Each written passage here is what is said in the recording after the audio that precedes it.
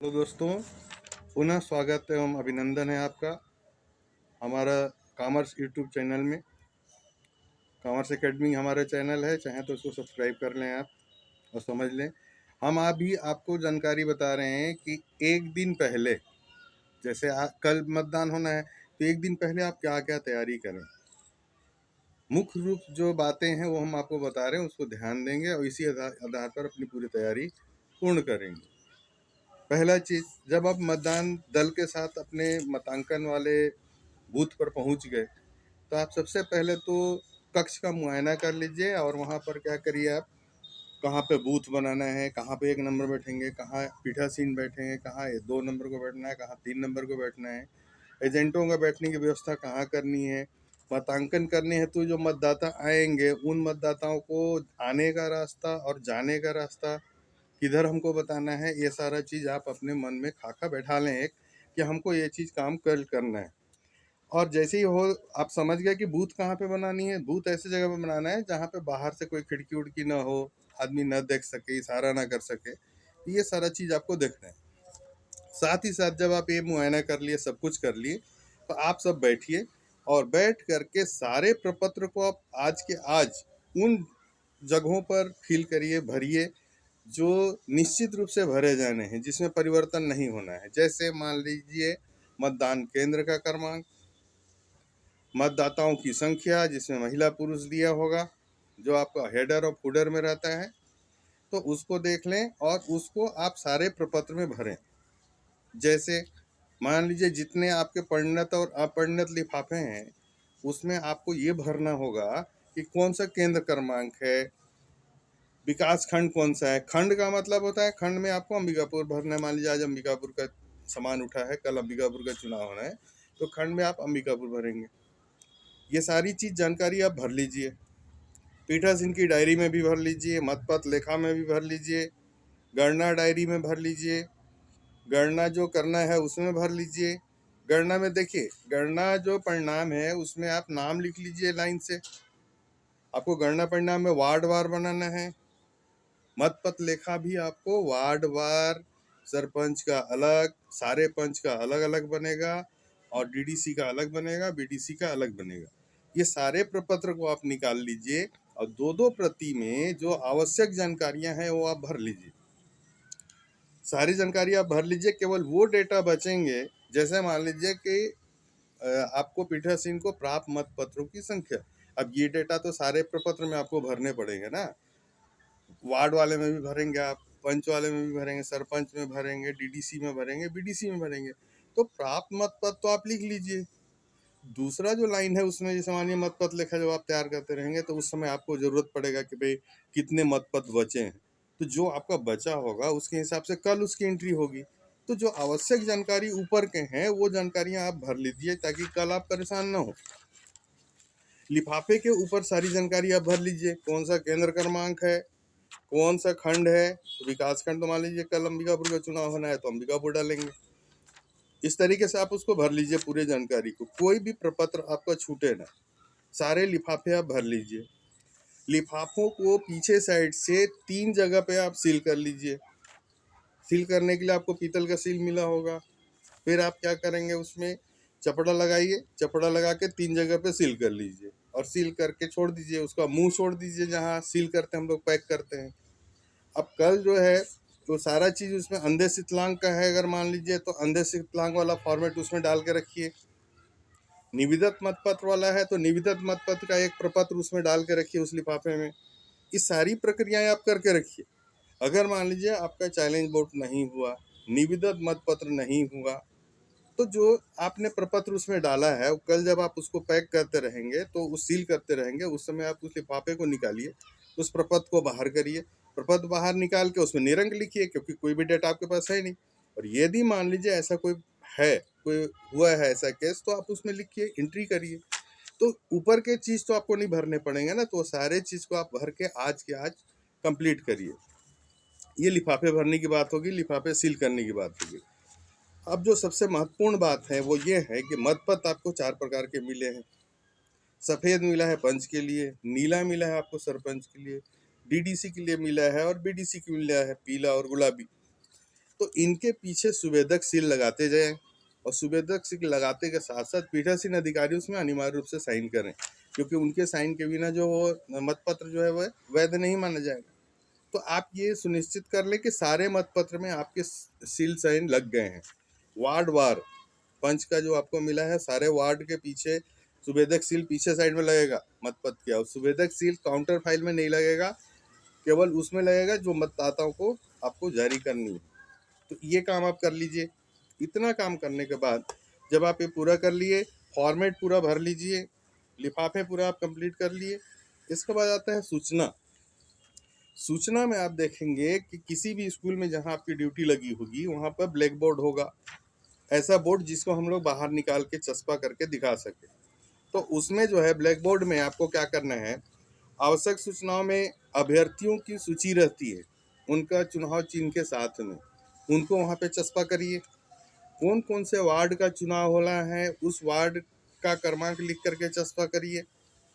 सरपंच का भी वैसे ही रहता है, डीडीसी का रहता है, वीडीसी का रहता है, सबका वहाँ पे आपको चस्पा करना है। जिसमें कोई मतदाता आए तो वो देख ले कि हाँ इस जो कैंडिडेट उठा है इसको मेरे को इतना मत, इसको मतांकन करना है, यही हमारा लिस्ट है। और जो वहाँ पे वार्ड रहेगा उसी वार्ड का व्यक्ति वहाँ पर चुनाव देगा। आप देखेंगे, जब मैं आज सुबह देखा था जब आप लोग सब सामान उठा रहे थे, तो बहुत सारे जो पीठासीन थे वो परेशान थे कि सर ये जो है हमारा मतदाता सूची मिला हुआ है, इसमें हम कहाँ से मतांकन कराएंगे, कौन कौन सा आधा कटा हुआ है। तो आप देखेंगे कि जो मतदाता सूची है उसमें आपको काट के रखा है, तो जहाँ से रेड पेन से काट दिया है उसका मतांकन आपको नहीं कराना है। आपको किसका कराना है, जहाँ कटा नहीं है उसका। तो आप कभी कभी देखेंगे कि ऊपर पे जो लिस्ट बना के आपको दिया है सबसे ऊपर में, जहाँ पे मतदाताओं की सूची लिखी हुई है कि महिला कितने हैं पुरुष कितने हैं, वहाँ पर क्लियर लिखा हुआ है कि कौन कौन सा वार्ड का आपका चुनाव होना है। उससे आप सुनिश्चित कर लें कि ये काम आपको करना है। ये हो गई चस्पा करने वाली बात। इसको बोर्ड में चस्पा कर दीजिए और कल जब चुनाव होगा तो उसको बाहर निकालेंगे। ये सारा काम आज करना है, आप कल नहीं कर पाएंगे। कल आपको 7 बजे से वोट करानी है, तो आप अगर सोचेंगे नहीं हम सुबह उठ के सारा चीज़ कर लेंगे तो आपसे नहीं हो पाएगा, वो होगा नहीं। इसलिए आप सारे काम अभी करिए। चस्पा कर लिया आपने, इसके बाद एक जो पॉम्पलेट आपको जो दिया जाता है वो दिया जाता है 100 मीटर में चस्पा करने हेतु, कि जो भी लोग मतदाताओं को समझाते हैं या पर्ची देते हैं, तो वो आपका जहां मतांकन होना है, जहां बूथ है, वहां से 100 मीटर दूर में उनको बैठते हैं। ये आयोग का निर्देश है कि उनको 100 मीटर दूर बैठाना है। आप तो 100 मीटर नापने नहीं जाएंगे, कहाँ है आप, वहाँ जो कोटवार होगा या चौकीदार होगा उसको बोलिए, उसको पता है कि 100 मीटर वाला पर्ची कहाँ पे चस्पा किया जाता है। वो पर्ची आप उसको दे दीजिए, 100 मीटर वाला आपके बैग में होगा, देखिएगा। तो 100 मीटर वाला वहाँ पे आप चस्पा करा दें। इसके बाद 100 मीटर हो गया, चस्पा करने वाली काम पूरी हो गई, लिफाफा आपने पूरा भर लिया, सारे डॉक्यूमेंट्स के ऊपर वाले भाग को आपके भर लिया जिसको परिवर्तन नहीं करना है। और अब काम बस बचेगा कि जब चुनाव खत्म होगा उस समय जो हमारा डेटा आएगा उसके हिसाब से हम डेटा भरते जाएंगे और आगे की प्रक्रिया हम करेंगे।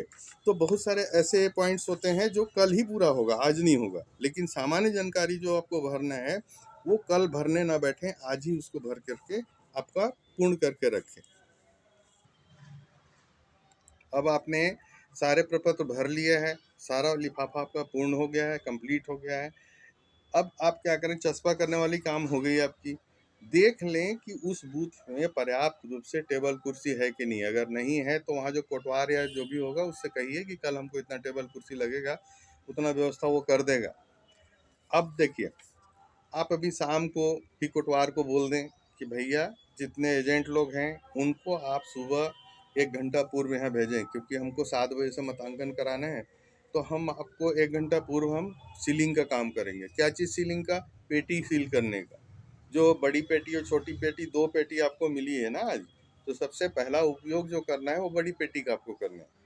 जब बड़ी पेटी भर जाए तब छोटी पेटी का करना है। ऐसा नौबत नहीं आएगा, बड़ी पेटी में ही आपका संभवतः चुनाव संपन्न हो जाएगा।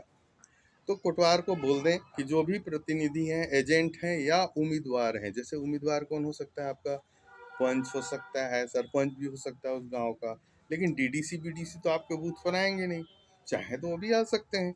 और बाकी आप जो है मतदाता को बोल दिए कि उसमें से जो एजेंट होंगे वो सुबह आ जाएंगे और वो फॉर्मेट 10 भर के लाएंगे।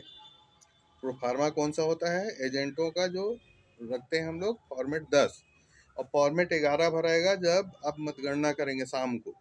इस चीज़ को ध्यान रखिएगा कि फॉर्मेट 10 आपको अभी शुरू में लेना रहता है, जब मतदान शुरू होता है उससे पहले, और मतदान जब समाप्त होता है उसके बाद आपको क्या करना होता है? फॉर्मेट 11 लेना होता है।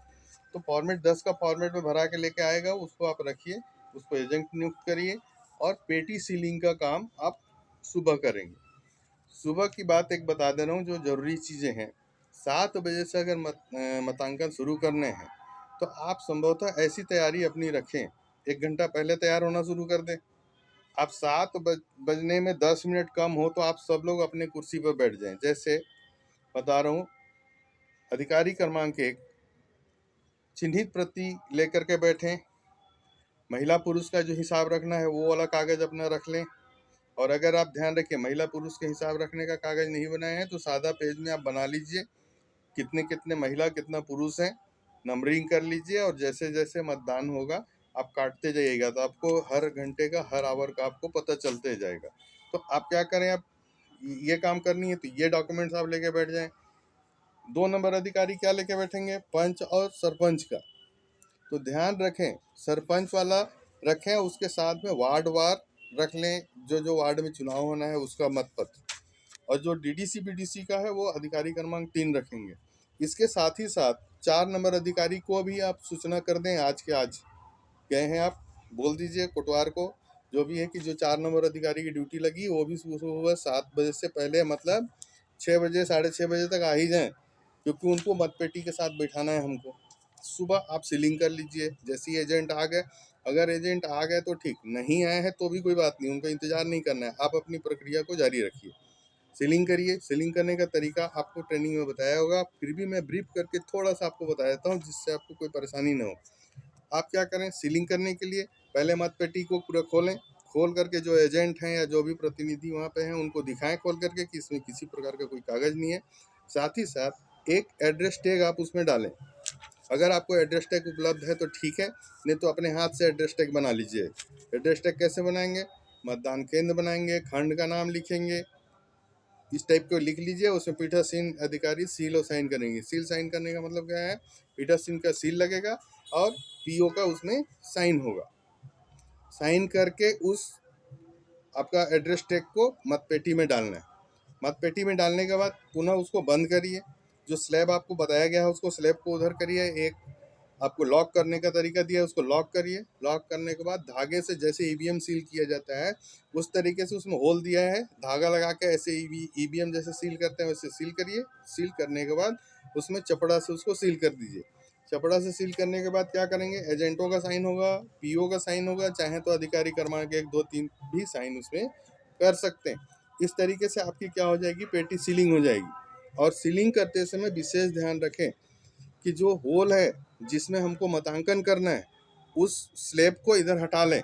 ऐसा ना कि वो स्लैब भी उसमें आप सील कर दिए और फिर बाद में बोल रहे सर मतांकन कैसे होगा। तो आप क्या करें, उसको हटा करके काम को करें।